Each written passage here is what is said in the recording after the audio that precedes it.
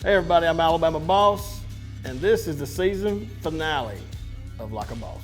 On today's episode of Like a Boss, things may take a more serious turn, but we thought we'd like to end the season with someone who truly handled their business like a boss.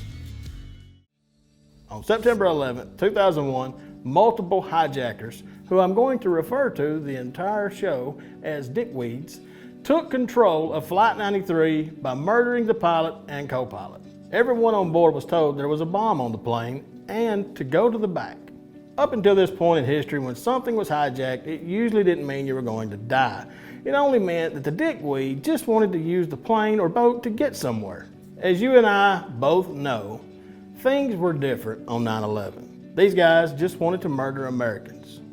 Well, passengers of Flight 93 caught wind of this because many called their loved ones and were told about the other planes that had struck the World Trade Center and the Pentagon. In steps our hero. It's amazing the plane could even lift off the ground based on how heavy his balls must have been.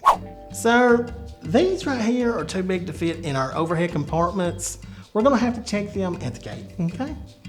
Todd Beamer was a 32-year-old salesman with a pregnant wife named Lisa and 2 kids. He had just returned from a week-long trip to Italy with his family when he decided to forego hopping on a plane that evening for work so he could spend the rest of the night at home before jumping on Flight 93 in the morning.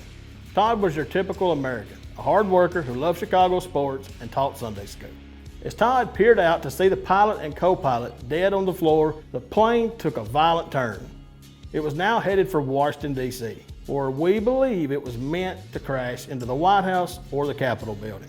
He quickly made a call with the airphone that routed him to a Representative Lisa Jefferson. It is because of Miss Jefferson that we know how Todd and the rest of the passengers responded when they learned that the dickweeds had planned to turn the aircraft into a missile to destroy more American lives. Beamer told Jefferson that the group planned to jump on the dickweeds and hold them down and thwart their plan by crashing the plane.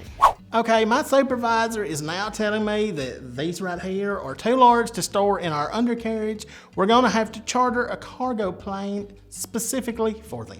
I'm so sorry. Beamer then recited the Lord's Prayer and Psalm 23 and told Jefferson to let his family know how much he loved them. The last words Jefferson heard on the phone were from Beamer saying, "Are you ready? Okay, let's roll." After that, the black box recording has a lot of screaming, a passenger yelling, "Let's get them," and a loud banging, presumably all the passengers trying to break into the cockpit. All of this mob activity ends up making the dickweed pilot piss his pants and crash the plane in a field in Pennsylvania, killing everyone on board, including Todd Beamer. Everyone's actions that day saved an untold number of lives. Their selfless self-sacrifice was in direct opposition to the dickweeds who hijacked their plane. Beamer's name now graces a high school, a center at Wheaton College, a park in Fresno, and many other sites around the U.S. His last words, "Let's roll," were used by the President George W. Bush in an address by saying, "Some of our greatest moments have been acts of courage for which no one could have been prepared. But we have marching orders, my fellow Americans. Let's roll."